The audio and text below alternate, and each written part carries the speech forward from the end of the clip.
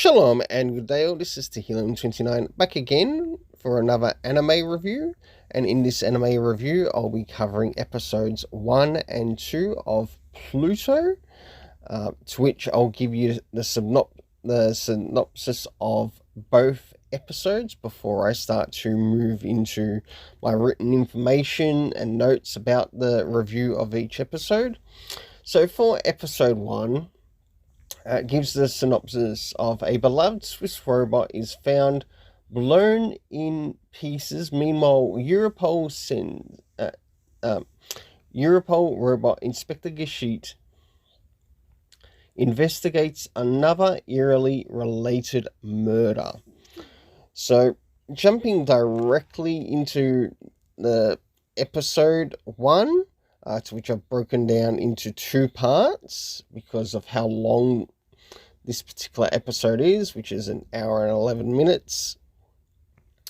So, moving into Act 1 of Episode 1.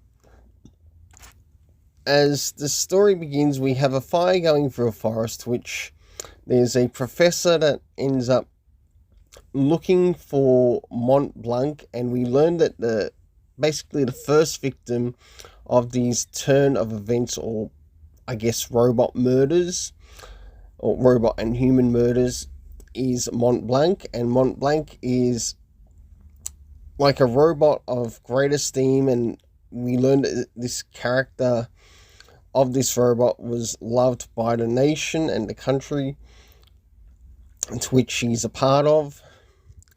And of course he's found dead, and with his corpse with horns. We finally move into the character of Geschiedt,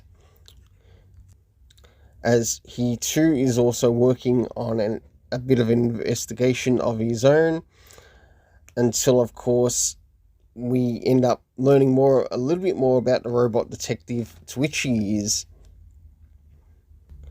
about to investigate the death of Bernard Lanke, who we also learned that this character is in turn sort of like a robot's advocate, and he also helps sets the laws for some of the robots that have come into existence. And because of that, he too is left with a similar scene to which horns have been left on his corpse. It then continues to move into, say, the next couple of scenes that take place as they go to investigate a suspicious figure. We learn that figure isn't the main suspect that they're looking for in regards to the murder, but he does actually, in some essence, murder another robot at the scene. And we learn that there's a bit of hatred towards robots. And Geschiedt goes out of his way to sort of like see the wife of that robot. Moving a little bit further, we see that the two cases are now linked in regards to the horns. And Geschiedt then moves forward in regards to advancing the situation in regards to trying to find a suspect in relation to both of the murders.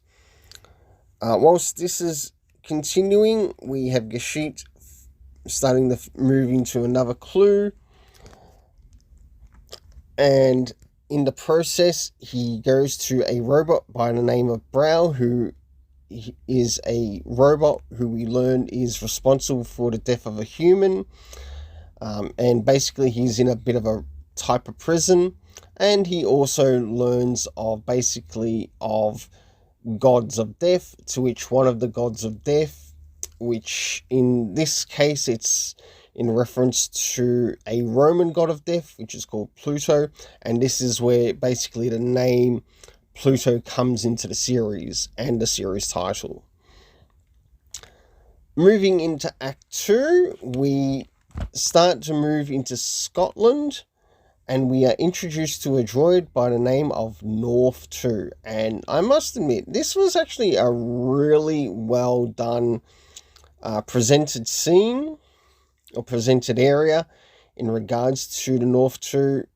incident, and also we learn of his composer, who is Paul, I think it's Paulo Duncan or Paul Holy. And with that, he's basically a war machine that no longer wants to go to war, but wants to basically learn the acts of peace.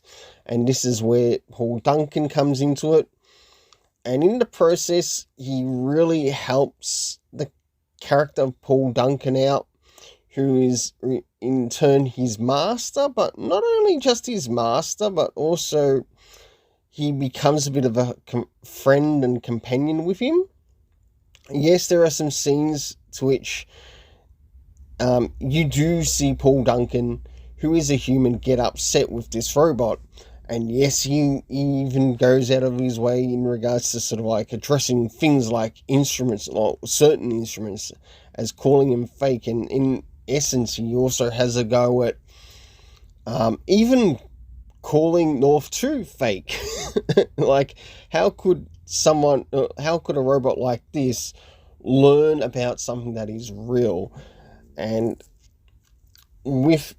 in the turn of events of the story, we end up getting the death of North 2. And as we finally start to move towards the end of this particular story, we have Gashit, who has finally traveled to Japan, as per referenced in one of his investigations, sort of like going to a bit of a HQ, and also getting a bit of maintenance done for himself. He's suggested to go to Japan, and this is where we are then introduced to the character of Atom. From now, we move into episode 2, which covering the first act of about 30 minutes, and roughly the same for Act 2. So I've covered as much as possible in regards to, in my terrible handwriting, of course, in regards to the events. And we have Atom and Gashit finally meeting up, and we have a bit of a situation here to which, of course, there's a discussion. Atom also offers his help to Gashit. So in that, he also gets access to his memory card. And where this is slightly different in the manga, or where it sort of changes in the anime, in the manga, I can point this out for sure. In the manga, he ends up going to basically the bathroom with Gashit's memory card of sorts. And but with this one, they sort of fix it up in a bit so he does get his memory card back whilst he's present with Gashit. And I think that's really good, and I liked how that was presented in the story. But there are still some more things that happen within the story too. Not long after Gashit leaves, there's another scene that occurs which connects to basically another professor and or doctor, to which there's also another scene to which the next human body with horns has on it. And we end up having Atom coming in to help in with this particular scene. Now, again, there are changes done here compared to the manga. In the manga, when we do reach this scene, it's not like in a VR or virtual reality room. In the manga, we have Atom going directly to the scene of the crime, where in this one, it's slightly changed, and because of it being slightly changed, he goes to a headquarters, goes to a bit of a VR room, like a virtual reality room, and basically the whole scene is sort of like set up there. And considering the changes, it doesn't ruin the story. I think it does actually help the story out and what they were trying to do there. So whilst this is happening, we also have Atom finding clues that the main investigators on that particular scene missed, and they do learn that, yes, because these turn of events, they do actually connect with a present investigation that is happening with Europol and with Gashit, and this particular murder, to which or the murderer is leaving horns at the scene of their victims. We slowly move into Act 2, to which we have Gashit and some others, and we see a bit of a connection between Mont Blanc. We end up meeting with the character of Brando, and of course he is also asked by Gashit if he is sort of like responsible in regards to not only North 2's death, but also the previous death. But they do leave in good terms. We end up being introduced to the character of Hercules in this particular episode. And yes, we do get to see that in the manga too. So, in regards to manga adaptation to screen, I think it's actually done really well in adapting this to screen or to anime. And one thing else I must point out is that I want to actually watch a anime by Urasawa called Master Keaton, because I have the manga of it here. I just need to get around to reading it. As moving further into this, Brando ends up sort of like leaving his family, and you can certainly see that the kids are upset, but they are also one of the things that he also loves to. And we learn this about the character, that he loves his family, that he's involved in sort of like pancration type fighting in the ring. And Hercules is basically one of his good friends, but also opponent in the ring. And he too also gets investigated by Gashit. So eventually we do get the death of Brando at the end of this episode, and also to which Hercules and that begin to investigate as to finding out, okay, if he won against this said killer that's leaving these horns behind, he goes to the scene of the crime, and of course his body is sort of like left with horns behind too. Moving into the afterthoughts of this, I really quite enjoyed these first two episodes, and like I said, with those minor changes compared to the anime adaptation, the manga to anime adaptation, there were those slight changes, but those slight changes I don't feel ruined the story. If anything, they helped improve the story and what the story was getting out there. The next thing I'm sort of looking forward to in the next two episodes, depending on how often I get out these reviews, I'll try to get them out as soon as possible. And that is, how will they go at explaining things when it comes to the character of Uran, and how she's able to communicate with animals. Like, that is one thing that sort of like struck my interest in the story, especially the manga, and I want to see how it goes about in the actual animation. So now it's time for the best part, and that is for the rating for episodes 1 and 2.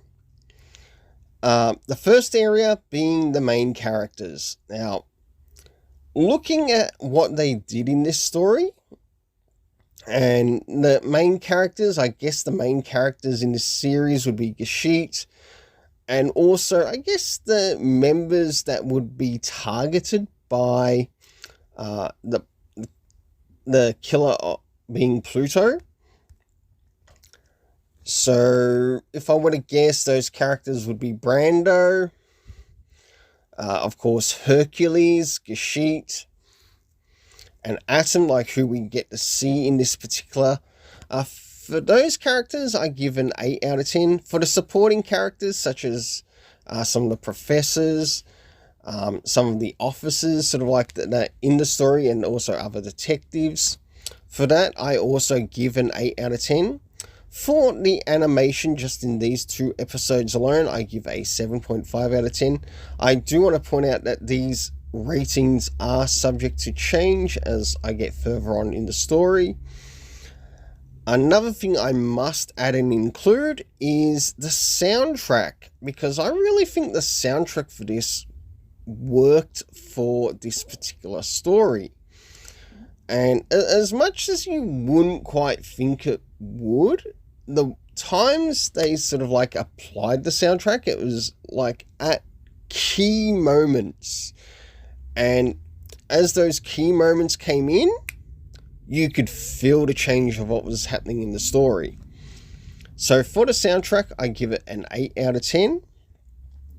Last but not least, it's now time to move into the story rating, to which we got the key character, or the characters that sort of like play, the cast that play a role in this, from the professors to other robots that are in this present part of the series that we see in these first 2 episodes, and even the supporting characters.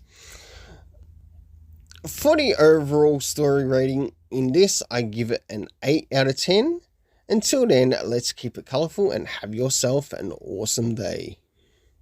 Stay tuned for the next review for the next 2 episodes, as I'm going to be doing this 2 episodes at a time until basically the last episodes, and then after that I will be doing an overall review of the series. Until then, let's keep it colourful and have yourself an awesome day.